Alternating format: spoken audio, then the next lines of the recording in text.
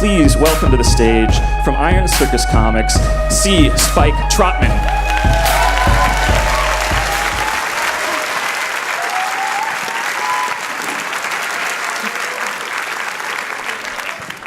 Okay. So you've heard about like $1 million podcasts and like million-follower mommy bloggers. It's time to think small. Just gonna bring the bar back down here. The thing I have in common with a lot of people who are at this venue and speaking today is I never thought I'd be where I am. Like when I was 21, graduated college, got sort of thrust out into the world, and I just wanted to make comics, and I had no idea how I was gonna make that work.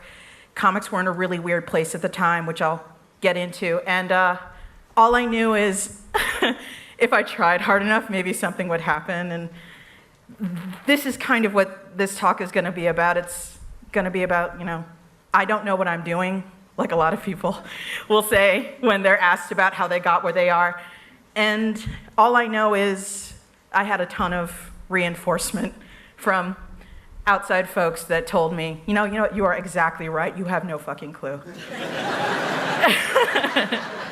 And it's called That Will Never Work, because that has been a sort of constant dull roar in the background of my entire professional life. Okay, just because I know no one cares about comics, I've kind of put together the highlight reel, if you will, about me. See, Spike Trotman, what's up? That is a self-portrait. I think it's a stunning likeness, personally. And, Spike is fine. The C is just, no one calls me that. Professional cartoonist. I started cartooning primarily on the internet. I've been making comics all through high school, all through middle school, whatever. It's a passion thing. And the high school comics were terrible, and the middle school comics were terrible, and the early 20s comics were terrible. But what mattered is I made them. And I made them for my friends, I made them for myself, and they were supposed to be the entire point of my life. Like, I was telling my parents, just to keep the peace, I'm gonna be a doctor, don't worry about it. Because where I come from, you have 2 kids, and one's a doctor, and one's a lawyer. And then you go down to like the country club, or you go to the AMA conference, the American Medical Association conference in the summer.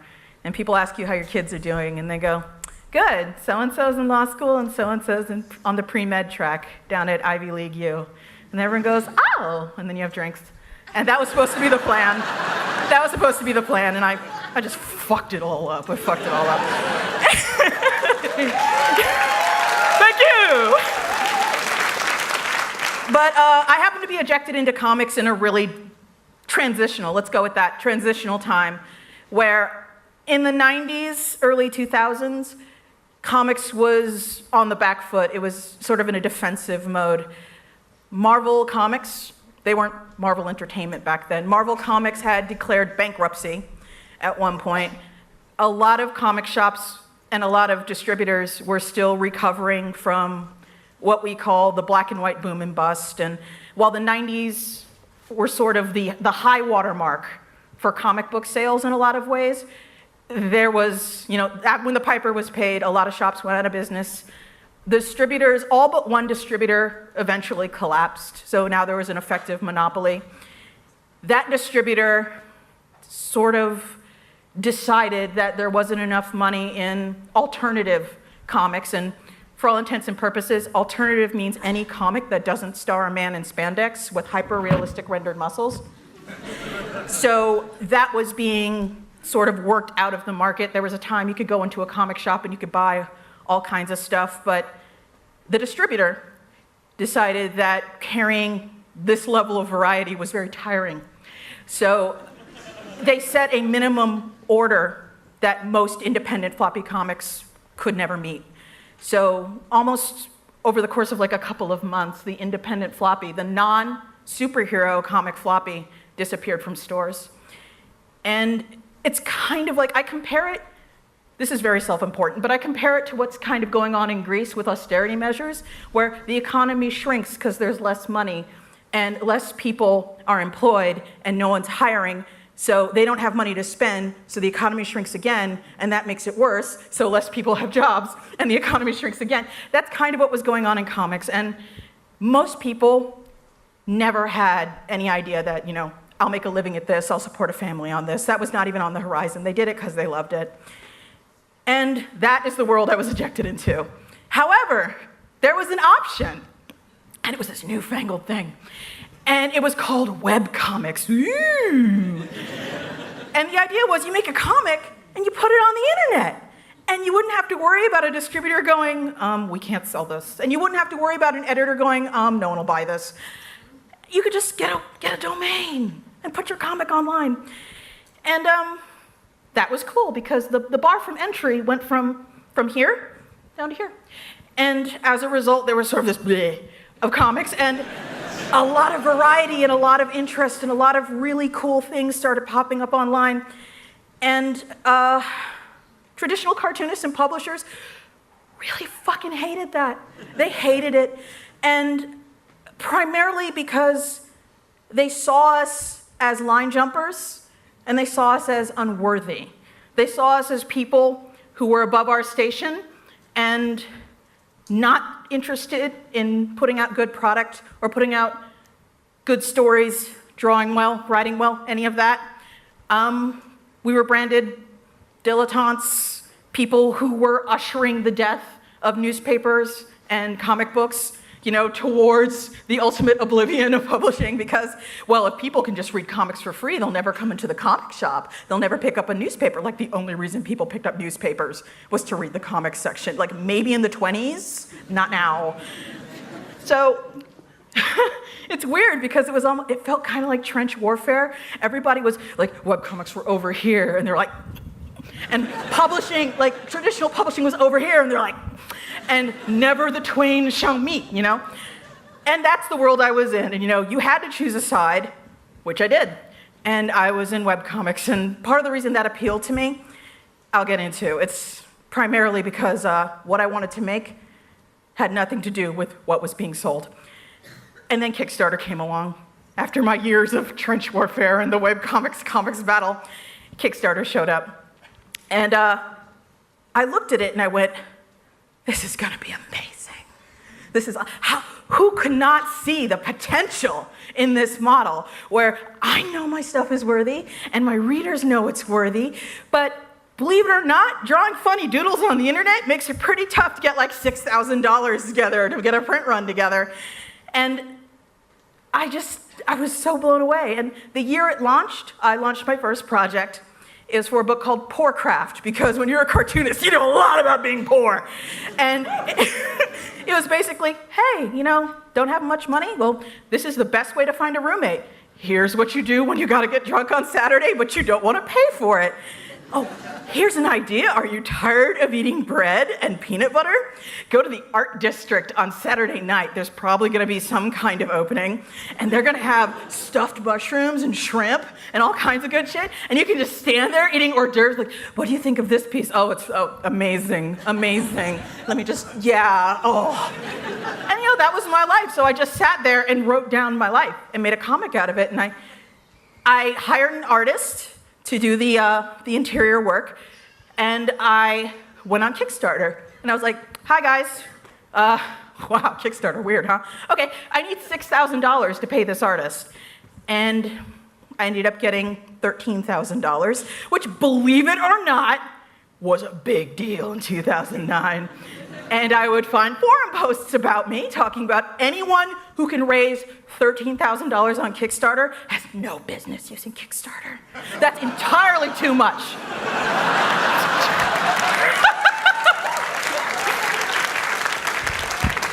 Anyone who is pulling $13K just by asking for it, they need to go to a publisher and leave Kickstarter to people who really need it.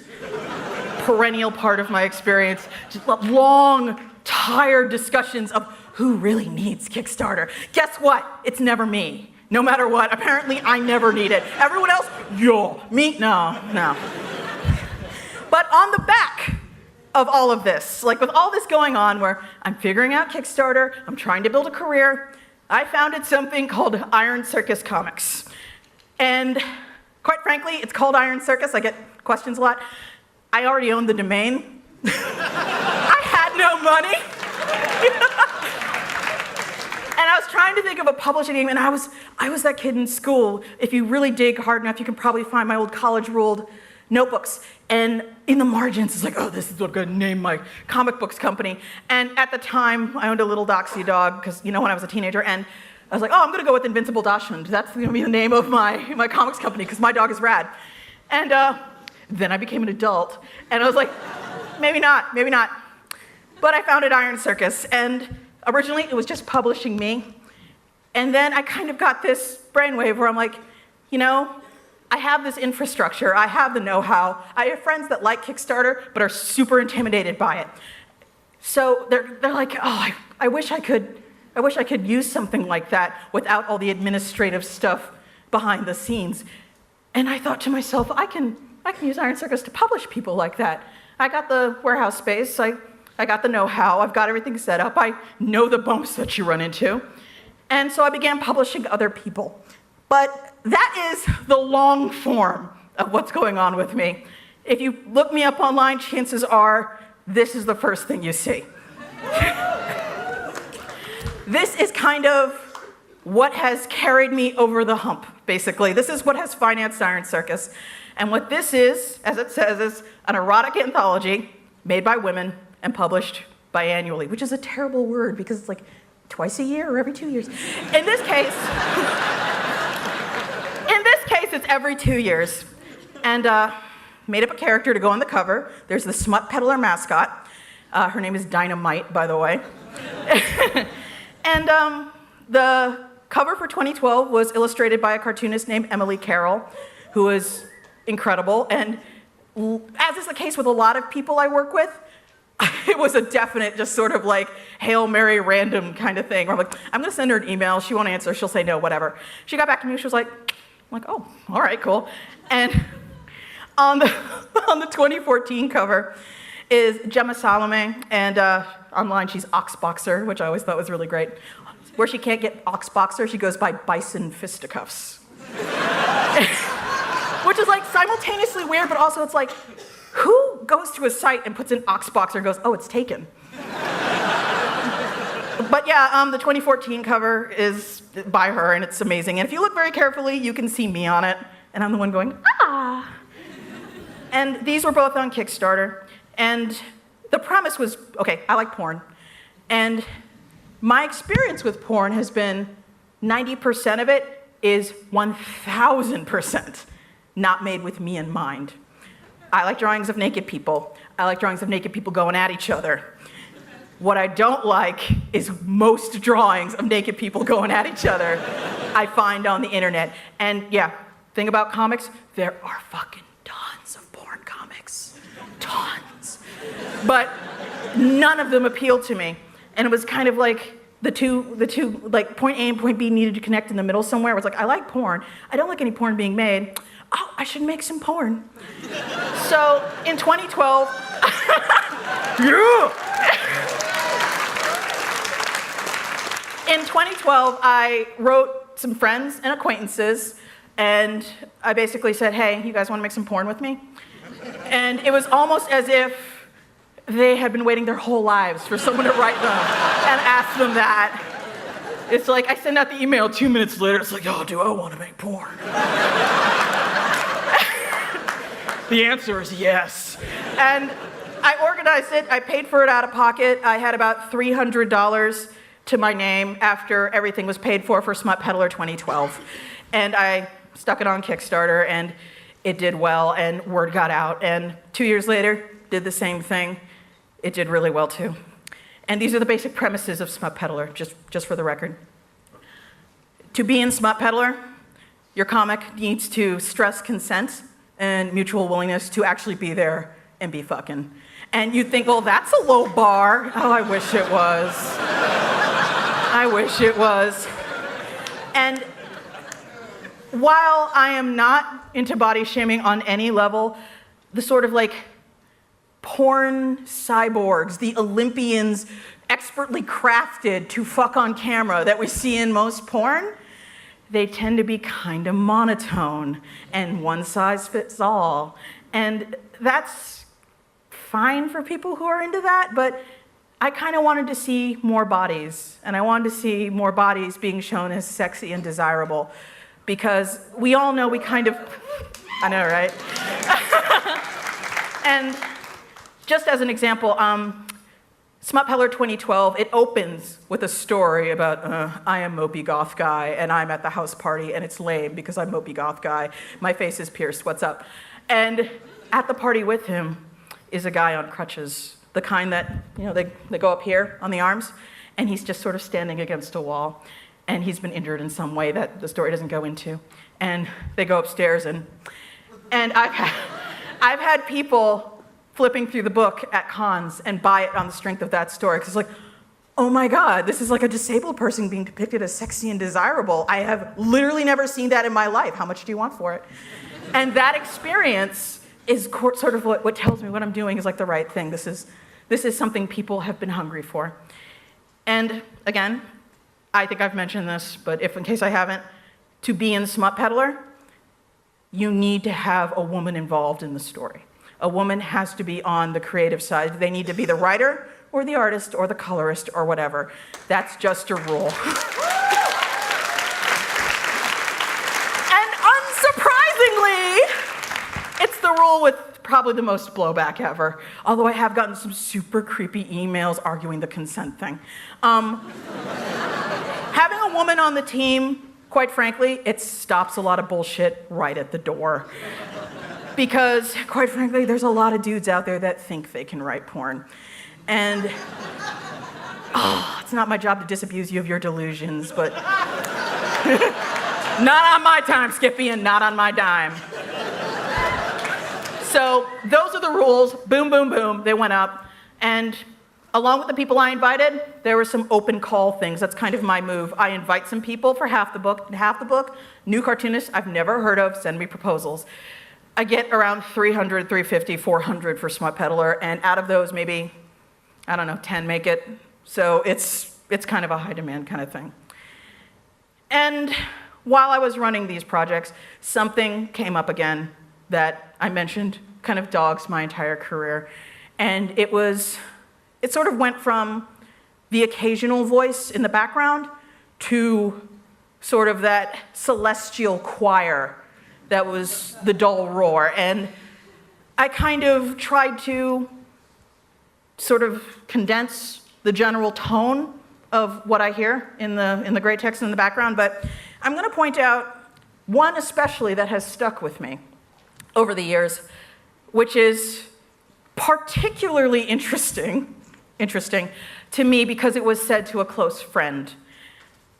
And it was said by an established professional who should be fucking grateful right now that I am about 1,000 times more decent than he will ever be, because I'm not naming names. My friend was told by this person, don't hang out with Spike and don't listen to anything Spike says, because she doesn't have the background or the education to make it in comics. Little about me, real quick. My father went to college at 15. He is a doctor, and for the hell of it, in his 40s, he got an MBA and started a medical group. I grew up in Potomac, Maryland, which kind of goes back and forth between something like 4th richest and 9th richest suburb in the United States. King Hussein of Jordan was my neighbor. Dikembe Mutombo, the basketball player, was my neighbor. Patrick Ewing had a house there, although he never lived in it, so whatever. I don't judge, his house, whatever. Sugar Ray Leonard was my neighbor. I grew up maybe a 3-mile drive from the owner of the Washington football team. And the college I ended up going to was a historically black college. If you are familiar with the TV show A Different World, that's where I went. I went to Spelman College, which is Hillman College, a $40,000 a year historically black university that was founded back when rich black people in the South could not send their children to Harvard.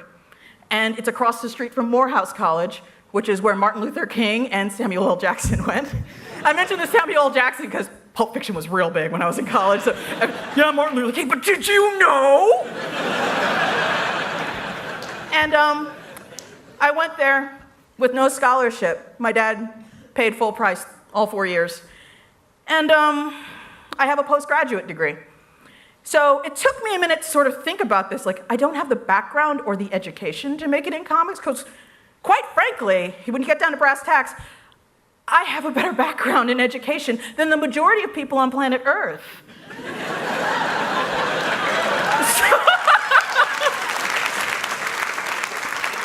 So I was sitting there and I was trying to, like, tease this apart. Like, what could this mean? Like, oh, it doesn't have the background.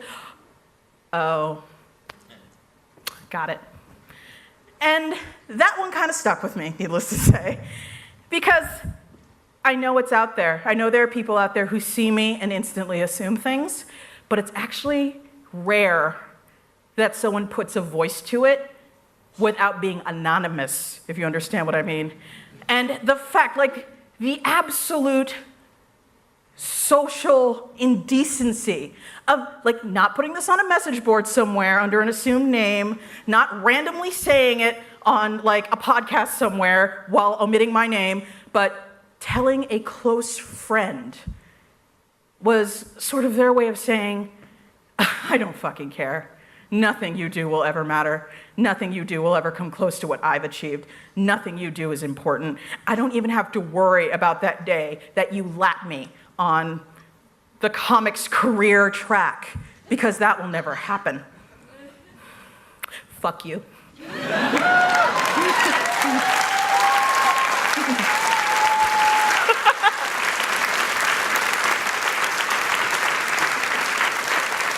These are only 2 of the 7 Kickstarters I've run to date.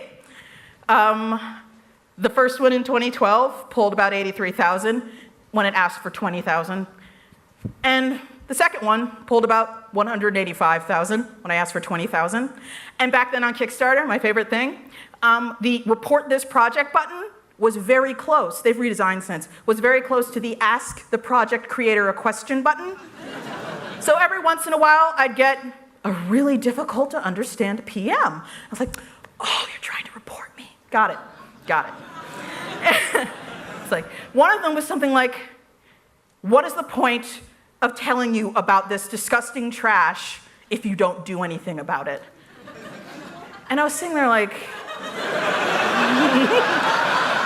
oh, you fucked up. And quite frankly, it's like, I'm really glad I have the husband I do, because, the real Spike would have sent a reply. But my husband, he does this thing, he'll stand next to me and he'll just go, baby. Baby. You know what? If you still want to do it tomorrow, I'll let you. But right now, baby. So it didn't happen. But Smut Peddler 2014, when I was making it, you can see on there, its subtitle is Lady Porn Conquers Earth. And when I was making that title, I was like, well, that's a little self-important. I was like, oh, it's marketing. I'll just, Lady Porn Conquers Earth. It was the most popular project on Kickstarter for about 2 days. It was fully funded in 2 hours, so it hit $20,000 in 2 hours. It was beating out 3D printers. It was beating out dress up like a Tyrannosaurus cardboard kits. It was beating everything. And it's like I had fantasies of Dynamite on the cover, just, fucking taking down Tokyo with her feather boa. I was like, yeah, that's right. You like it, don't you?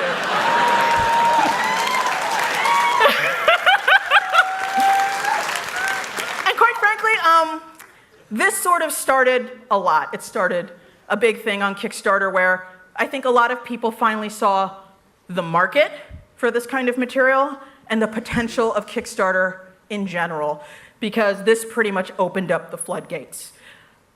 A little about me, I'm really into the idea of artists getting paid. And you'd think that's, basic shit, right?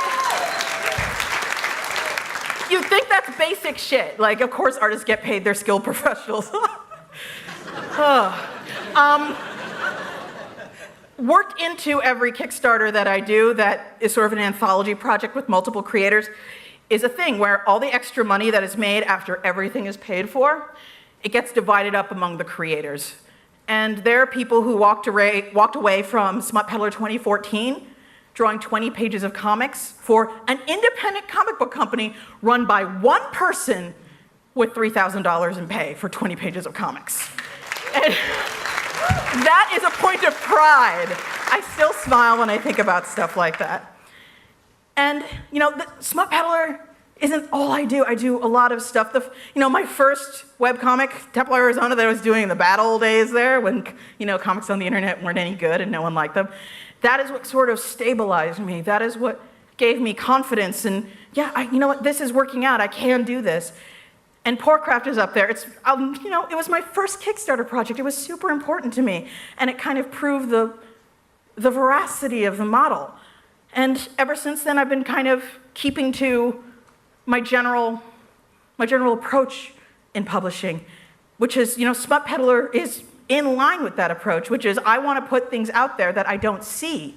I want to put things out there that people tell me no one wants. And I'm going to prove them wrong. And I'm going to establish myself doing it. And I'm going to make a point. So I published The Sleep of Reason with a cover by Michael DeForge. If it looks kind of familiar, he does some work on Adventure Time. And it's a horror anthology because I wanted to see horror that wasn't like action adventure starring an established Hollywood creature. Like everyone knows the Wolfman and the Alien and the this and the that. Those aren't scary. I know everything there is to know about what to do if a vampire comes after me. Werewolf, right. Silver bullet, yeah, I know all that. Oh, zombie, sure, okay, yeah, shoot him in the head, no problem. What's so scary about knowing exactly how to handle something? So when I made The Sleep of Reason, it was specifically about just sort of helplessness and dread and being unable to save yourself and just not understanding what's going on, which quite frankly is terrifying to me. And the emails I get back about it are like, I couldn't finish it. And I'm all like, good. I'm really, really proud of that one. And Poorcraft, obviously it did really well, so I had to do a sequel, And I worked with a cartoonist named Ryan Estrada, who I've lost track of all the places he's lived. He lived in India, he's lived in South Korea, he's lived in Japan, he's lived in Mexico, he's lived all over the world. He can't seem to sit still. And he's a cartoonist, so he has no money. So no one kind of understands how he does this. And Ryan, I have to give him a shout out. He's an amazing individual. I wrote him and I was like, hey, I'm making a sequel to Poorcraft, and it's going to be about travel. It's going to be called Poorcraft Wish You Were Here. Are you interested? And he went, yes, here are the first 10 pages. And I was like, Ryan, that is great. That's good. I'm really happy for you. But let's put the contract together first. Because I want this to be completely above board and, just really professional. And he's like, great idea. Here's the rest of it. Sorry. So, that's the kind of people I love to work with. Like, Ryan is definitely, he's one of sort of like the internet crowd, like me. It's like he's one of those guys who the mainstream publishing world was so ready to write us all off. And he was just amazing to work with. And the book turned out incredible, and I'm probably going to be using it myself sometime in the future. And after Poorcraft and Sleep of Reason and all my Temple, Arizona books, the two books I kickstarted this year were New World, which is a sci-fi fantasy anthology. And the approach to that was like, what I always see? I always see action, adventure, fantasy, and sci-fi, which are about conquest, and they're about dungeon raids, and they're about adventure. But from my perspective, personally, your adventure is taking place in someone else's house. And when you show up and kill a bunch of people and snatch the treasure and go home triumphant, there's someone who lived there who's coming home who's all like, you literally kicked my door down and killed my family. And it just struck me as, like, it's not right. The right stories aren't being told. There are stories of triumph and destruction and let's go on an adventure, but that adventure is somebody else's disaster. And we don't hear anything from the people who live in the exotic locale that you've decided to ride your flying dirigible to in your pith helmet with your gear-studded pistol and shoot like 20 random brown people. It's like each of those 20 random brown people is going about their business, and all of a sudden you are here to snatch their golden idol. And we're very used to that perspective, the perspective of the grand, quite frankly, usually white adventurer. And I was fucking sick of it. So that's kind of what New World is about. It's about culture clash on equal terms. It's about your adventure being someone else's disaster. And coming out soon. And the last one was a book, if I'm not mistaken, turned down by a lot of other publishers. Another webcomic, surprise, surprise, called The Less Than Epic Adventures of TJ and Amal. Yeah, I know, right? It's by an amazing cartoonist named E.K. Weaver, who's been working on it for years, and she's one of those super infuriating people that like got into comics 2 minutes ago and produces like master quality work that just makes you like take everything on your table like, well, no point anymore. And it's a love story. And one of the things that struck me about it is comics is a real confederated sort of business, and it was being characterized in a lot of circles as yaoi, which is basically man and man, a man falling in love with a man. But I was super not into that kind of compartmentalization because people assume the instant they hear that word that, oh, I know exactly what this is. And like, no, actually you don't. And the storytelling is so well done, and it's a believable, amazing love story. And people were just like, nope, not here. So I was like, I'll take it on. Which is, again, my career, again. It's like everything you see here on this screen sort of entered the world to a course of that will never work.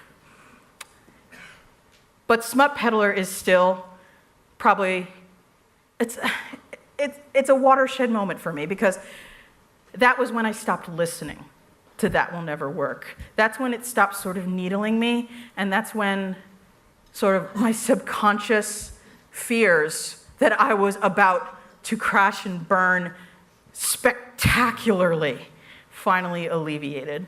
Because, obviously, you're not in comics unless you love comics because there is no money in this. Despite everything you have just heard, no, we're all poor. But it's like we live in a capitalist society, yeah? And a lot of sort of validation of whether something is good or bad relies on how much money it makes. And I grew up in that society, sorry. And when 5,000 people tell me, actually, yes, apparently that's my tipping point. That's when I start believing it, when something is good. And the people I know for a fact don't want me there. Suddenly, their voices become that much fainter. And suddenly, I'm not lying in bed at night thinking to myself, fuck, what if this isn't working? What if this isn't a good idea? What if I'm completely wrong about everything? And Smut Peddler did that for me. Iron Circus was founded in 2007.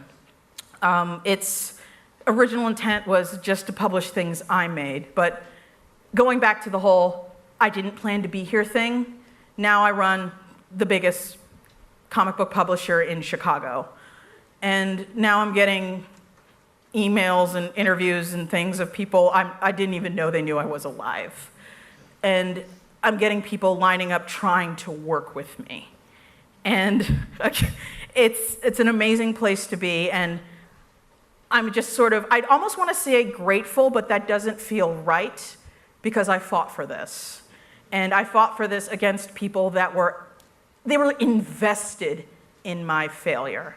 I almost don't want to focus on it, but there is a general din in sort of pop culture right now, maybe some of you are familiar with it, that there is a certain group of people that feel their TV and movies and video games and comics are under threat by people that are not like them. And these people that are not like them want to take what is theirs and change it and make it worse. Just real quick, there have always been black people and brown people and women and queers and trans folk in comics, in movies, in sci-fi, in fantasy, and in television. We have always been here. And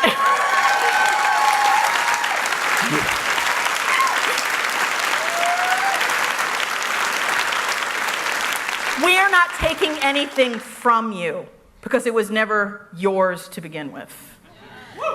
And We were always welcome as consumers, as long as we didn't ask for representation. And now that there are more people demanding to be heard and demanding to be included on the creative side, suddenly you have a problem. But the thing that a lot of these folks don't understand is this is not a fight. It's over. We're here. We're not going anywhere. We have always been here, and now we are part of the production process. And if you have a problem with that, I don't really care. But at the same time, Mr. Education and background, I'm not fooling myself. I know there are people like that in positions of power, and I know that they're not consciously interested in making sure I'm not heard, but maybe on some level, they justify it to themselves with, well, the world's not ready. The Obama line, the world's not really ready. Maybe in a few years, not now. The world's not ready. But Kickstarter means I don't have to go through these people. It means I can basically invent a means of financing and creating the books that I want to make, and clearly lots of other people want to read. And that is what scares them. And when I look back right now, I sort of try to put it in a place. I try to compartmentalize it in a non-personal kind of thing. It's not a specific fear and hatred of me and what I'm doing. It's a fear and hatred of something inexorable that they can't stop. It's a fear and hatred of change itself. They're comfortable. Comics is so comfortable. It wants to write superhero stories, and it wants to sell them in comic book shops, and it wants to maybe every once in a while make a movie about men in tights. And that's what comic wants. But that is not what comics is. And that is not what comics will be in the future. And going to Kickstarter and pre-ordering every book I do on there, mailing those out, then getting them in shops as an afterthought, I've lost count of the times I've been told how unprofessional that is. And again, I've learned to stop listening, because the goalposts for unprofessional will always move to disqualify you if somebody doesn't want you there. And, and quite frankly, the tenor of criticism has changed from "that will never work" to "yes, but that doesn't count." And that's kind of them showing their ass. Don't waste your time trying to win over people who are determined to see you on the outs or as the loser pretty much no matter what. I know it's like I wasted entirely too much time hoping for a legitimacy that doesn't exist. What I'm going to do from now on is I'm going to make comics, and they're going to be fucking amazing, and people are going to read them and love them, and I'm going to get phone calls from NPR, and I'm going to go, Jesus, again? And I'm going to run Iron Circus. I'm going to make exactly what I want to make, because clearly it's working.